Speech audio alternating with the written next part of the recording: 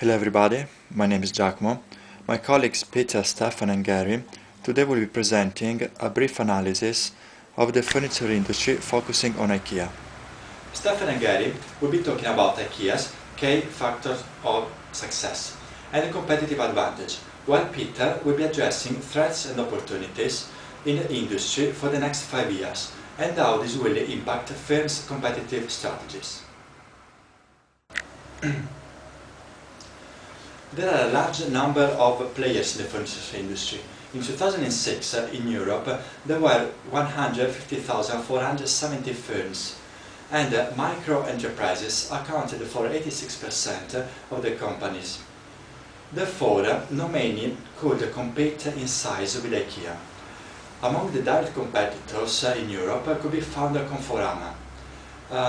Yet, Conforama never made it in the American market.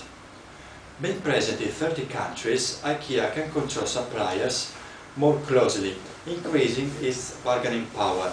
Furthermore, contrasted with statistics showing that an average person shops for furniture every 4 or 5 years, IKEA had in 2008 565 million customers.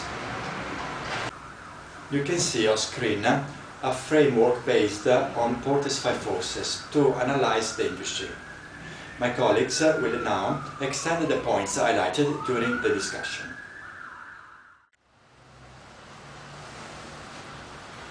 A strong brand is associated with positive experience and expectations and leads to a growing customer base.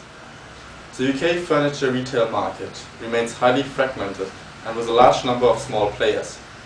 A recognized brand name gives a company in the market the opportunity to stick out from the rest. IKEA has one of the most recognizable brands in the world. Its design is the same around the globe, and the company is well known for its mega stores that are huge in space, in average about 190,000 square meter, and immense choice. They offer around 9,000 products, and as well its low prices. It is one of IKEA's philosophies to sell its products to a price that customers perceive as low cost. Ingvar Kamprad, founder of the company, regularly visits IKEA stores all over the world and asks customers if they felt to have made a bargain. If the answer was no, he would discuss this with the management to bring prices down. The way in which the company achieves such low prices lies in its value chain. I'm going to narrow the value chain down to 3 main parts: the inbound logistics, the operations and the outbound logistics.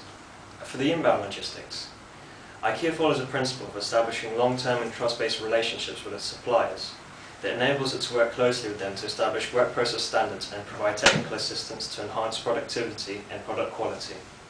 Innovations in the distribution channel enhance chain-level efficiency. 27 distribution centers in 16 countries ensures that the route from suppliers to customers is as direct, cost-effective and environmentally friendly as possible.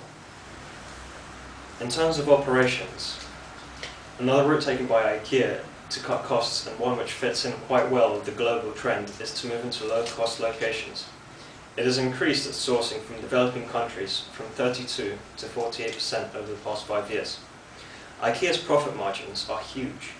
17 to 18% of an IKEA product is pure profit, compared to a company like Tesco, another successful exporter, whose profit margins are only around 6%. For outbound logistics, IKEA utilizes flat pack furniture to increase the amount of stock transferred, which also requires less space and less packaging is used altogether, meaning the packaging itself is more environmentally friendly, decreasing its environmental impact. The company has created such a precise packaging process that centimeter changes in packaging materials can save the company thousands of dollars. Through flat packaging, IKEA has been able to reduce shipping costs, minimize transport damage and increase inventory capacity, and reduce their environmental footprint. While the original reason for this design was pure competitive advantage, the company can now credit the flat packaging process to their reduction in shipment fuel emissions and more environmentally friendly business practices. IKEA's business model follows a product-based approach. Products are produced in economies of scale and then shipped to different stores all over the world. With its product range, it makes only minimal adjustments to local preferences. This enables the company to save money on costly adjustments to its production process and to focus its attention on reducing the price on existing lines. One important aspect in the industry of furniture is the replacement cycle of its products. To the disadvantage of many furniture retailers, long replacement cycles for its products stand against the pressure of low costs.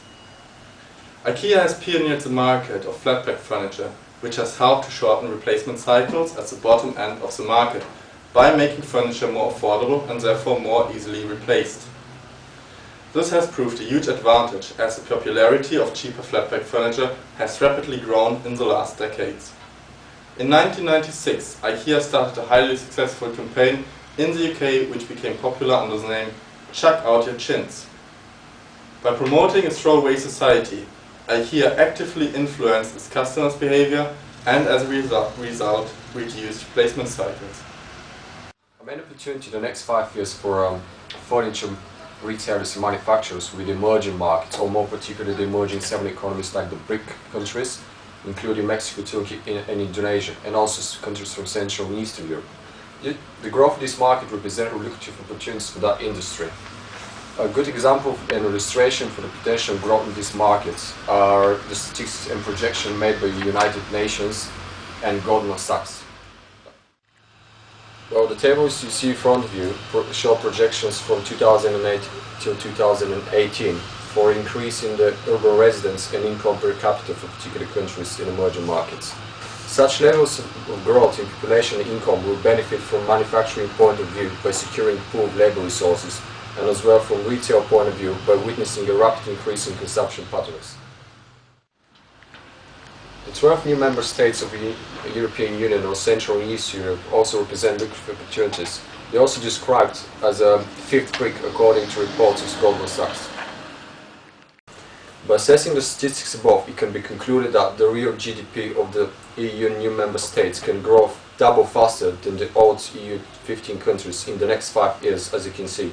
Combining these projections with the benefits of the single European market provides as a free moving region, again the furniture manufacturers, retailers have the opportunity for expansion both in the reselling volumes and outsourcing raw materials and labor force. When it comes to threats for furniture manufacturing industry, a global warming pressure is one of them. Manufacturing is a consequence of industrialization of economies and activity of processing inputs like wood into outputs like for furniture, for instance, for initially making profits. In that process of transformation of these inputs into outputs, there is usually waste. In the most cases leads to environmental issues such as high level of energy consumptions, which as a result leads to CO2 emission release into the atmosphere. More recently, there has been enormous pressure on governments to introduce policies to tackle that issue.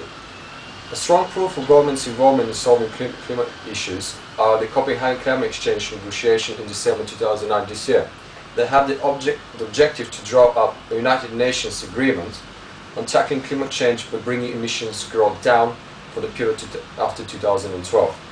In that case, agreements are achieved, and enormous government pressure will be exercised on manufacturing businesses in order to reduce energy consumption in their production by causing additional costs to their operations. In addition, by having wood as a core raw material needed for production of furniture, manufacturers will need to invest more in achieving sustainable technologies for utilizing wood by developing forest projects as well.